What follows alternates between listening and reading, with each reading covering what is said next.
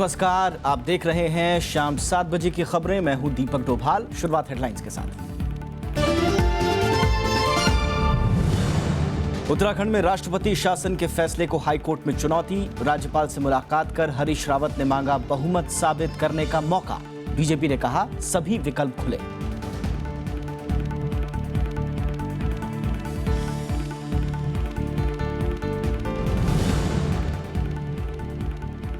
दिल्ली विधानसभा में 2016-17 का बजट पेश। कोई नया कर नहीं, कपड़े, घड़ियां और मिठाइयां सस्ती। एमसीडी को 1000 करोड़ रुपए का अतिरिक्त आवंटन।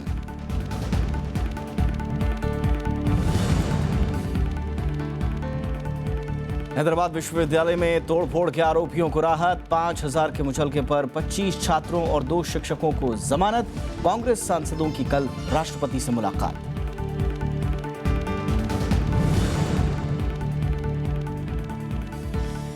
में राष्ट्रीय फिल्म पुरस्कारों का ऐलान। अमिताभ बच्चन सर्वश्रेष्ठ अभिनेता, कंगना बनी सर्वश्रेष्ठ अभिनेत्री। बाहुबली को सर्वश्रेष्ठ फिल्म का पुरस्कार।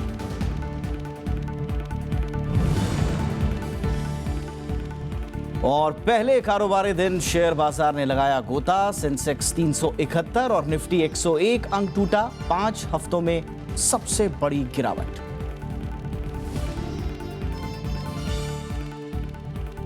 और बुलेटिन की शुरुआत पहली खबर के साथ।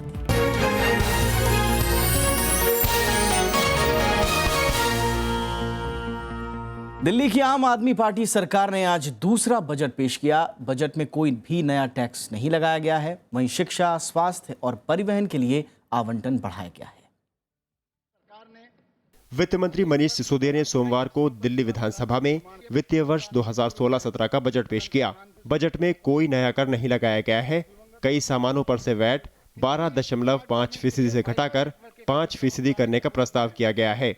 इससे घड़ियां, कपड़े, जूते चप्पल और मिठाइयां जैसी वस्तुएं सस्ती होंगी। हमारी सरकार अतीत में जो कमान का, नियंत्रण का, बाजार में घुसपैठ करने वाली परंपरागत पद्धतियां थी सरकार चलाने की, उनसे अलग काम कर रही है और एक तरह से फैसिलिटेट कर रही है व्यापारियों को। दिल्ली सरकार ने 46,600 करोड़ रुपए का बजट पेश किया है। शिक्षा बजट करीब 9% बढ़ाकर 10,690 करोड़ रुपए किया गया है। वहीं स्वास्थ्य बजट में 16% का इजाफा कर 5,250 करोड़ रुपए कर दिया गया है। परिवहन पर दिल्ली सरकार 1,735 करोड़ रुपए खर्च करेगी। नगर निगम का बजट करीब 1,000 करोड़ रुपए बढ़ाकर 6,919 करोड़ रुपए कर दिया गया है। दिल्ली के लोग 1,30,000 करोड़ रुपए का टैक्स केंद्र सरकार को देते हैं और उस 1,30,000 करोड़ के टैक्स में से जब दिल्ली की जनता का शेयर मिलने की बारी आती है तो वो पिछले 17-18 साल से 325 करोड़ रुपए अटका हुआ है। महिलाओं की सुरक्षा और सशक्तिकरण के लिए 1,068 करोड़ रुपए रखे गए हैं। वहीं सामाजिक सुरक्षा और कल्याणकारी योजनाओं के लिए 1,381 करोड़ रुपए का बजट है। वहीं 10,000 करोड़ रुपए में आम आदमी कैंटीन खोले जाएंगे। आम आदमी का बजट है, आम आदमी के द्वारा, आम आदमी के लिए, आम आदमी का बजट है। सबसे बड़ी बात यह है कि इस बजट के अंदर कोई भी चीज महंगी नहीं की गई है। दिल्ली सरकार ने सभी स्कूलों में सीसीटीवी कैमरे लगाने का प्रस्ताव रखा है। इसके लिए बजट में 100 करोड़ रुपए रखे गए हैं। वहीं बिजली सब्सिडी जारी रखने के लिए करीब 1600 करोड़ रुपए खर्च किए जाएंगे। नवविक्रम सिंह, राज्यसभा टीवी। और इस वक्त दिल्ली सरकार का ये जो बजट पेश हुआ है उस पर तफसील से बातचीत करने के लिए हमारे साथ मनीभास्कर.com के editor Harvir Singh phone line के जरिए मौजूद हैं। हरवीर जी, आपकी प्रतिक्रिया, किस तरह का बजट है, किस तरह से देखते हैं आप इसको? देखिए, मेरे ख्याल से संतुलित बजट है और इसमें जो सबसे बड़ी बात रही है, शिक्षा और स्वास्थ्य को जो अहमियत दी गई है, साथ में ट्रांसपोर्टेशन को, ये 3 बड़े केंद्र बिंदु हैं इस बजट के, क्योंकि काफी इजाफा किया गया शिक्षा के बजट में। और ये माना जाता रहा है कि जो सार्वजनिक शिक्षा है वो प्राइवेट सेक्टर के जो स्कूल चलाते हैं उनके मुकाबले बेहतर नहीं है, इसलिए लोग बाग प्राइवेट एजुकेशन में जाते हैं। तो ये एक बड़ा इनका एक कदम है और स्वास्थ्य को लेकर के भी बड़ा कदम है, क्योंकि जो ये मोहल्ला क्लिनिक्स और सरकारी अस्पतालों में दवाई देने की जो बात की गई है और उसको बढ़ावा देने का इसमें कदम है बजट में। तो ये जो समाज के कमजोर वर्ग के जो लोग हैं उनके जीवन स्तर को थोड़ा बेहतर करेगा। नहीं, आपने बिल्कुल सही कहा कि मोहल्ला क्लिनिक की बात कही है, लेकिन ये पहले भी मोहल्ला क्लिनिक की बात हुई थी और मेरे ख्याल से जब मैनिफेस्टो रिलीज हुआ था उस वक्त भी इस तरह के वादे किए गए थे। लेकिन हरवीर जी, आपको नहीं लगता है कि पिछले बार भी कई मोहल्ला क्लिनिक्स की बात हुई थी, लेकिन इस पूरे फाइनेंशियल ईयर में सिर्फ एक मोहल्ला क्लिनिक, एक पॉली क्लिनिक खुली, वो भी पीरागढ़ी में। तो आपको लग रहा है कि ये महज एक प्रावधान कर देने वाली बात है?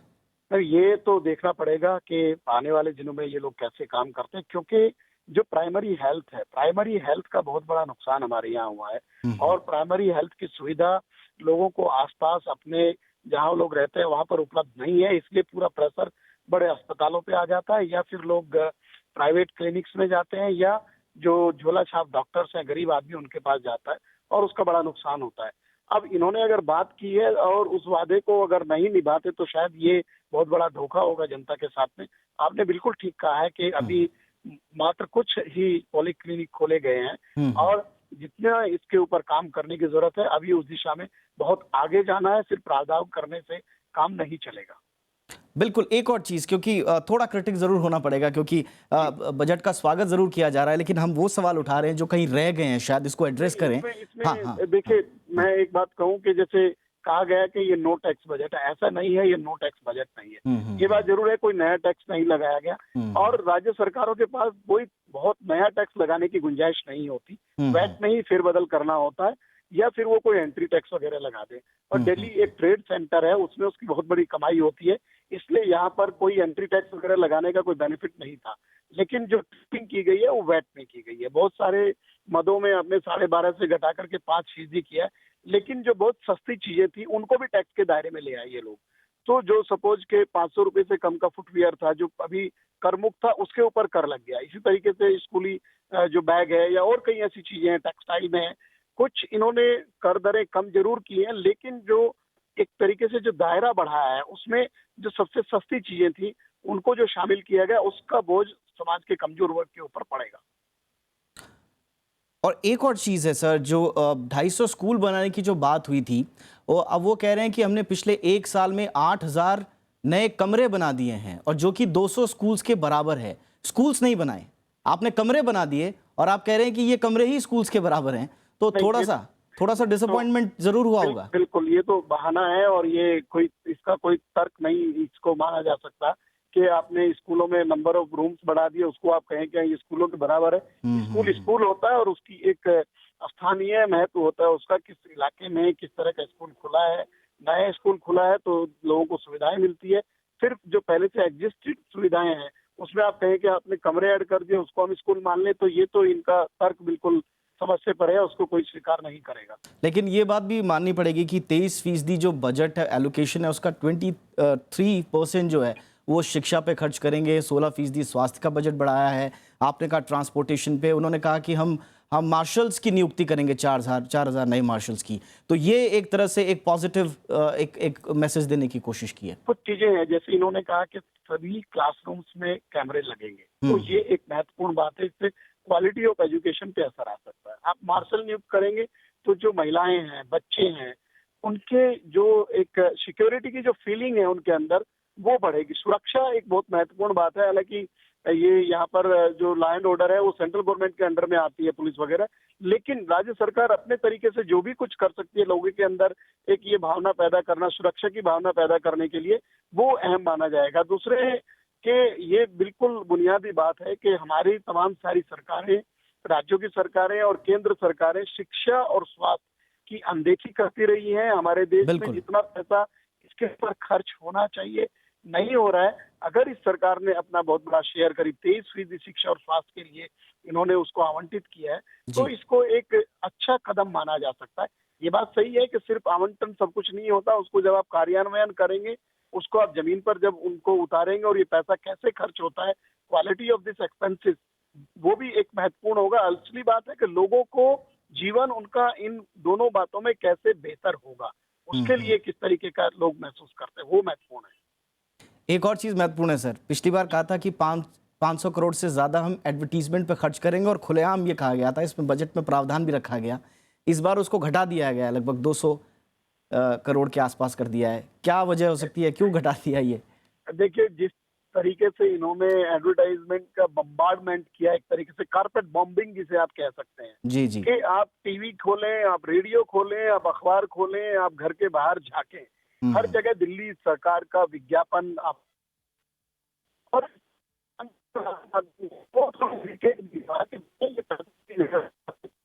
आप इस पे सेल्फ प्रमोशन क्यों कर रहे हो? आप अच्छा करोगे तो लोग ही कहेंगे ना कि आप अच्छा कर रहे हैं। आप हर नुक्कड़ पे, हर मोड़ पे आप एक बड़ा होर्डिंग लगा करके बताने लगे कि ये हो गया, ऐसा हो गया, या हर वक्त आपका फोन लोगों को आके इरिटेट करने लगे कि आप मेरी सुनिए, मैं आपको बताता हूँ। देखिए, ये लोकतंत्र है और यहाँ पर लोग के लिए आपको काम करना है। आप सरकार जो है वो लोगों की सरकार है, एक जो देश की आम जनता है उसकी सरकार है। आप उसके लिए अच्छा करेंगे तो वो अपने आप ही आपको मानेगी कि आप अच्छा कर रहे हैं। लेकिन आप उसको इतना ज्यादा एडवर्टाइजमेंट करके उसको इरिटेट करें, ये अच्छा नहीं है। और काफी क्रिटिसिज्म भी हुआ इसका आम आदमी पार्टी शायद इसी को मद्देनजर रखते हुए उन्होंने बिल्कुल और अच्छा किया इन्होंने। मेरे ख्याल से ये समझदारी भरी बात है, क्योंकि आपने लोगों को सब्सिडी दी बिजली का बिल कम करने के लिए, किसी ने उसको लेकर के ऑब्जेक्शन नहीं किया। आपने लोगों को पानी दिया, आपने वादा किया था, अच्छी बात है। लेकिन अगर आप सपोज अभी आप 1600 करोड़ का प्रोविजन आप बिजली की सब्सिडी के लिए कर रहे हैं और 500 करोड़ आप फिर एडवर्टीजमेंट पे बहा देंगे, तो ये किसी के गले नहीं उतरेगा।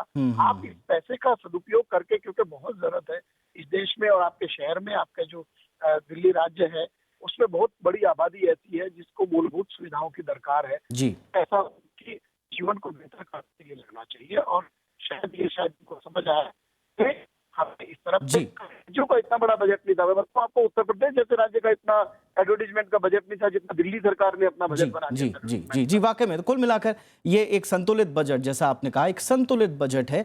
कई चीजों का ध्यान भी इसमें रखा गया है, कई चीजें छूट भी रही हैं, लेकिन उम्मीद ये की जानी चाहिए कि जो आने वाला कार्यकाल है, अभी जो बचे हुए साल हैं, उनमें इन चीज़ों को एड्रेस जरूर करेगी अरविंद केजरीवाल सरकार। बहुत बहुत शुक्रिया सर हमसे बातचीत करने के लिए, इस विश्लेषण के लिए। तो ये थी आज की हमारी पहली खबर। एक छोटा सा ब्रेक।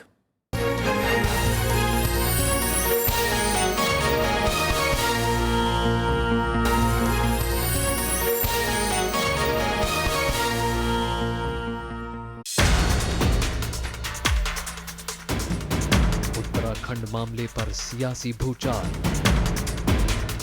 कांग्रेस ने राष्ट्रपति शासन को दी चुनौती। हरीश रावत का बहुमत का दावा। बीजेपी ने केंद्र के फैसले का किया बचाव। देखिए पहली खबर, उत्तराखंड की राजनीति, रात 8 बजे।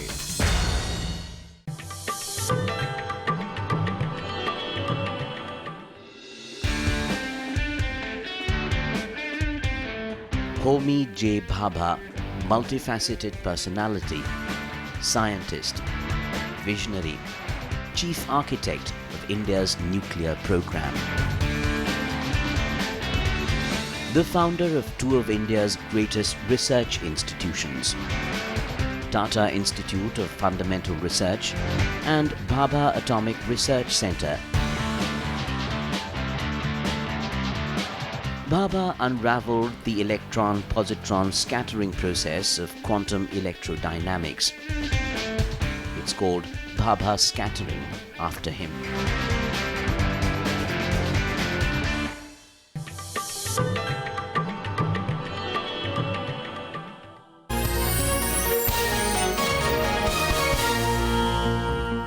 और अगली खबर उत्तराखंड से। उत्तराखंड में राष्ट्रपति शासन लागू होने के बाद आज हरीश रावत ने विधायकों के साथ राज्यपाल से मिलकर बहुमत साबित करने का मौका देने की मांग की। कांग्रेस का आरोप है कि केंद्र सरकार असंवैधानिक तरीके से कांग्रेस की जो राज्य सरकारों को है उनको गिराने में जुटी हुई है। उधर राष्ट्रपति शासन लगाने के खिलाफ नैनीताल हाईकोर्ट में दायर याचिका पर कल सुनवाई होगी। दूसरी ओर कांग्रेस के 9 बागी विधायक भी कोर्ट जाने की तैयारी में थे, वो पहुंच चुके हैं। उन्होंने कोर्ट का दरवाजा खटखटा दिया है और इन विधायकों की जो सदस्यता है वो स्पीकर ने निरस्त कर दी थी। उत्तराखंड में राष्ट्रपति शासन लगाए जाने के बाद कांग्रेस ने सोमवार को नैनीताल हाईकोर्ट में केंद्र सरकार के फैसले को चुनौती दी। याचिका में दलील दी गई कि राज्य में कोई संवैधानिक संकट की स्थिति नहीं है। कोर्ट मंगलवार को इस मामले में सुनवाई करेगी। कांग्रेस ने बीजेपी पर दूसरे राज्यों में उनकी सरकारों को गिराने की कोशिश का आरोप लगाया है। will start hearing the case again from tomorrow. हमने इसको अरुणाचल प्रदेश में देखा है, किस तरह भारतीय जनता पार्टी ने वहां क्या किया। हम फिर से दोहराते हैं कि उन्होंने उत्तराखंड में क्या किया। और ये बात नहीं, मणिपुर और हिमाचल प्रदेश में तमाम प्रयास इस सरकार के हिमाचल प्रदेश में रहे कि उस सरकार को भी गिराने की बात करेगी। उधर उत्तराखंड में देहरादून में शुक्रवार को पूर्व मुख्यमंत्री हरीश रावत ने 34 विधायकों के साथ राज्यपाल से मुलाकात की और उनसे विश्वास मत हासिल करने का मौका देने की अपील की। उन्होंने विधानसभा से विनियोग विधेयक को पारित होने का दावा भी किया।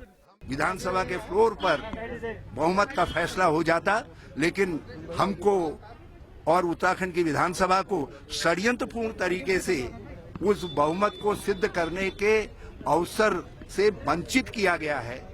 ये हमारे सदन का अपमान है। राज्य में राष्ट्रपति शासन लग चुका है, लेकिन अभी विधानसभा भंग नहीं हुई है, इसलिए राज्य में नई सरकार बनने की गुंजाइश बाकी है। बीजेपी नई सरकार बनाने और चुनाव में जाने दोनों ही विकल्पों पर विचार कर रही है। मौका मिलेगा तो देखेंगे। उत्तराखंड की जनता चाहेगी कि सरकार बनानी चाहिए तो बनाएंगे, अगर जनता चाहेगी तो वोट करना चाहिए तो हम वोट में जाएंगे। बीजेपी ने राज्य में धारा 356 के इस्तेमाल को सही करार दिया है। Failed finance bill. It was a constitutional mandate. Otherwise, you cannot spend any money. And the bill is defeated on the floor of the House, and it is declared as if it has been passed. It's a fraud on the Constitution. And then there was horse trading. Horse trading was caught on camera, Chief Minister himself. And thirdly, there was a complete breakdown of Constitution. And surprisingly, the Speaker, in order to save the government, disqualifies the MLAs one day before the voting. 28 मार्च को उत्तराखंड की कांग्रेस सरकार को विश्वास मत हासिल करना था, लेकिन रविवार को ही केंद्र ने राज्य में राष्ट्रपति शासन लगा दिया। उत्तराखंड में राजनीतिक संकट उस वक्त शुरू हुआ जब 70 सदस्यों की विधानसभा में कांग्रेस के 36 में से 9 विधायक बागी हो गए थे। Bureau report, Rajya Sabha TV.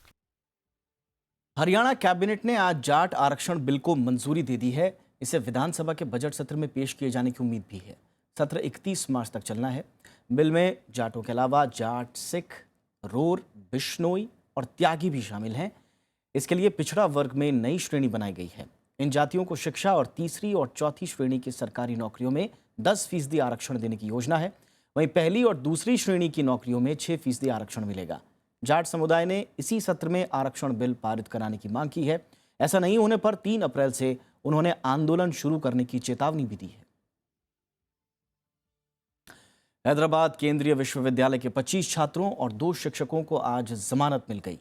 इन्हें 6 दिन पहले कुलपति अप्पाराव पोटले के कार्यालय और घर पर तोड़फोड़ करने का आरोप है। कोर्ट ने इन्हें सप्ताह में 1 बार पुलिस के सामने हाजिर होने का हुक्म भी दिया है। विश्वविद्यालय में आज से कक्षाएं भी शुरू हो गई हैं। 23 मार्च से यहाँ पढ़ाई बंद थी। छात्र अप्पाराव के 2 महीने की छुट्टी के बाद काम पर लौटने का विरोध कर रहे हैं। दलित छात्र रोहित वेमुला की आत्महत्या के बाद कुलपति छुट्टी पर चले गए थे। विश्वविद्यालय में छात्रों पर लाठीचार्ज के विरोध में कल कांग्रेस के सांसद राष्ट्रपति से भी मिलेंगे। इतनी बड़ी घटना देखने के बाद और जिस तरह से बच्चों को मारा है, ये देखने के बाद हम कल प्रेसिडेंट ऑफ इंडिया को मिलेंगे और एक डेलीगेशन उसमें सब एमपी रहेंगे।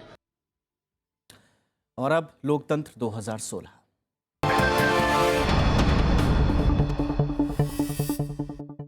बीजेपी अध्यक्ष अमित शाह ने असम में कांग्रेस पर तीखा निशाना साधा है। ढाकुआनकोआ में रैली में उन्होंने कहा कि कांग्रेस सरकार बांग्लादेशी घुसपैठियों से निपटने में नाकाम रही है। अमित शाह ने यह भी कहा कि कांग्रेस बांग्लादेशी घुसपैठियों का इस्तेमाल वोट बैंक के लिए करती है। बीजेपी अध्यक्ष ने बीते 1.5 दशक में सत्ता में मौजूद तरुण गोगोई सरकार की आलोचना की। उन्होंने कहा कि अगर बीजेपी की सरकार बनती है तो प्रदेश तरक्की के नए सोपान पर पहुंचेगा। अमित शाह ने समर्थकों से अपील की कि इस बार प्रदेश में सत्ता की कुंजी वो बीजेपी को थमाएं। भूपेंद्र का एक गाना, उसका हिंदी भावार्थ मैं बोलना चाहता हूं। उन्होंने कहा, बोहाग में स्नान करिए और पुराने वस्त्र बदलकर नए वस्त्र पहनकर आइए। अभी बिहू के पहले चुनाव आया है। आसाम की जनता भूपेंद्र की सलाह को माने। और इधर पश्चिम बंगाल में तीसरे चरण की अधिसूचना जारी हो गई है। 4 अप्रैल तक इस चरण के लिए उम्मीदवार अपने पर्चे भर सकेंगे, जबकि 5 अप्रैल को नामांकन पत्रों की जांच पूरी होगी और 7 अप्रैल तक उम्मीदवार अपने नाम वापस ले सकते हैं। पश्चिम बंगाल के सभी 6 चरणों में सबसे ज्यादा 62 सीटों पर इसी दौर में मतदान होना है, लिहाजा इस दौर को बेहद महत्वपूर्ण माना जा रहा है। सभी पार्टियों ने यहां बेहतर प्रदर्शन के लिए अभी से पूरा जोर लगा दिया है। 21 तारीख को मध्य पश्चिम बंगाल की इन सीटों पर वोटिंग होगी। केरल चुनाव के लिए वामपंथी पार्टियों के मोर्चे ने सीटों का ऐलान कर दिया है। लेफ्ट डेमोक्रेटिक फ्रंट ने सोमवार को सीट बंटवारे की औपचारिक घोषणा कर दी। 140 विधानसभा सीट वाले केरल में सीपीएम सबसे ज्यादा 92 सीटों पर चुनाव लड़ेगी, जबकि सीपीआई 27, जेडीएस 5, एनसीपी और केरल कांग्रेस डेमोक्रेटिक 4-4 सीटों पर चुनाव लड़ेगी। इंडियन नेशनल लीग को 3 और 5 छोटी पार्टियों को 1-1 सीट दी गई है। केरल में 16 मई को एक चरण में सभी सीटों पर मतदान होना है। 22 अप्रैल से प्रदेश में नामांकन भरने का काम शुरू होगा। LDF-ൽ സീറ്റ് വിഭജനത്തെ സംബന്ധിച്ച പൊതുധാരണയായി. എന്നാൽ ജനതാദൾ, സെക്യുലർ ഉൾപ്പെടെയുള്ള ചില കക്ഷികൾ സീറ്റ് കൂടുതൽ വേണമെന്ന ആവശ്യം ഉന്നയിച്ചിരുന്നു. ഇടതുപക്ഷ ജനാധിപത്യ മുന്നണിയുടെ പൊതു തീരുമാനമെന്ന നിലയിലാണ് ഇപ്പോൾ सीटें प्रख्यापिക്കുന്നത്। और देश की बाकी खबरों की तरफ बढ़ते हैं अब। पठानकोट आतंकी हमले की जांच करने आए संयुक्त जांच दल ने आज दिल्ली में एनआईए दफ्तर वो पहुंचे, जहां उन्हें हमले से जुड़े सबूत सौंपे गए। पाकिस्तानी जांच टीम में एक आईएसआई अफसर समेत 5 मेंबर हैं। वो मंगलवार को पठानकोट का दौरा करने वाले हैं। खबर यह है कि जांच टीम एयरबेस के कुछ हिस्सों पर जाएगी। रक्षा मंत्री ने कहा है कि पठानकोट में आतंकी हमले की जगह एनआईए के कब्जे में है और वो जांच दल को वहां जाने का फैसला उसी को आखिरकार लेना है। वहीं कांग्रेस ने पठानकोट आतंकवादी हमले की जांच के लिए पाकिस्तानी संयुक्त जांच की अनुमति देने पर सवाल उठाया है। कांग्रेस का आरोप है कि इससे ये संदेश जाएगा कि भारत में आतंकवाद फैलाने में पाकिस्तान की कोई भूमिका नहीं है। Prima facie, it appears to be a case of an accused investigating himself.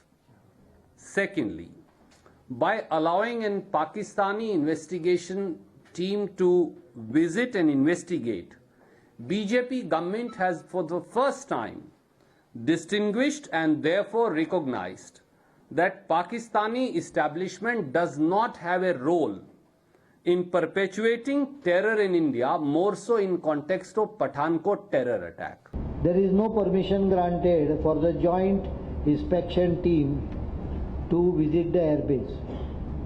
We have specifically refused the permission for them to go anywhere in the airbase. However, an area where actual crime scene has taken place has been handed over long back to National Investigation Agency, who is conducting the investigation in crime. रक्षा साजो सामान के निर्यात के लिए अब मंजूरी online दी जाएगी। रक्षा मंत्री मनोहर पर्रिकर ने आज पणजी में नई रक्षा खरीद नीति जारी करने के बाद इसका ऐलान किया। नई नीति में आयात पर निर्भरता कम करने और मेक इन इंडिया पर बल दिया गया है। नीति में पहली बार इंडियन डिजाइन, डेवलप्ड और मैन्युफैक्चर्ड कैटेगरी शामिल की गई है। इसका मकसद रक्षा उत्पादन में घरेलू कंपनियों को मदद करना है। रक्षा खरीद के लिए भेजा गया प्रस्ताव अब 12 महीने की जगह 6 महीने के लिए वैध होगा। वहीं प्रस्ताव के साथ निविदा भी भेजनी होगी।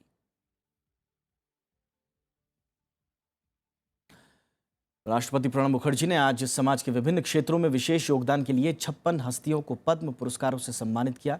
राष्ट्रपति भवन में आयोजित समारोह में मुखर्जी ने अविनाश कमलाकर दीक्षित, जगमोहन यामिनी, कृष्णमूर्ति, श्री श्री रविशंकर को पद्म विभूषण से नवाजा। उद्योगपति धीरूभाई अंबानी को मरणोपरांत पद्म विभूषण पुरस्कार दिया गया। हाफिज सोहराबजी कंट्रैक्टर, डॉक्टर BS हमदर्द, अनुपम खेर, PS मिस्त्री, साइना नेहवाल, विनोद रॉय, डॉक्टर AV रामाराव और D नागेश्वर रेड्डी को पद्म भूषण पुरस्कार से सम्मानित किया गया। डॉक्टर M अन्नादुरई, मधुर भंडाकर, पुष्पेश पंत, अजय देवगन, मालिनी अवस्थी, दीपिका कुमारी और मोहम्मद इम्तियाज कुरैशी समेत 43 हस्तियों को पद्मश्री सम्मान से सम्मानित किया गया है। और साल 2015 के लिए 63वें राष्ट्रीय फिल्म पुरस्कारों का आज ऐलान कर दिया गया है। अमिताभ बच्चन को फिल्म पीकू के लिए सर्वश्रेष्ठ अभिनेता और कंगना रनौत को फिल्म तनु वेड्स मनु रिटर्न्स के लिए सर्वश्रेष्ठ अभिनेत्री का राष्ट्रीय फिल्म पुरस्कार दिया गया। राष्ट्रीय फिल्म पुरस्कार के 3 निर्णायक मंडलों ने सोमवार को केंद्रीय सूचना और प्रसारण मंत्री अरुण जेटली को चयन सूची सौंपने के बाद इन पुरस्कारों की घोषणा की। अमिताभ बच्चन को फिल्म पीकू के लिए सर्वश्रेष्ठ अभिनेता का पुरस्कार दिया जाएगा। वहीं कंगना रानौत को तनु वेड्स मनु रिटर्न्स में उनके शानदार अभिनय के लिए सर्वश्रेष्ठ अभिनेत्री चुना गया। कौन है वो जिसने 4 हफ्तों में वो कर दिखाया? जो हम 4 साल में ना कर सके। दोनों फिल्मों को सर्वश्रेष्ठ पटकथा और संवाद के लिए भी पुरस्कार दिया जाएगा। In this particular film, shown that any kind of role that he gets, he tackles wonderfully. There are times when there are other films and other characters and other actors, and sometimes they win. सर्वश्रेष्ठ निर्देशक का award Sanjay Leela Bhansali को film Bajirao Mastani के लिए मिला।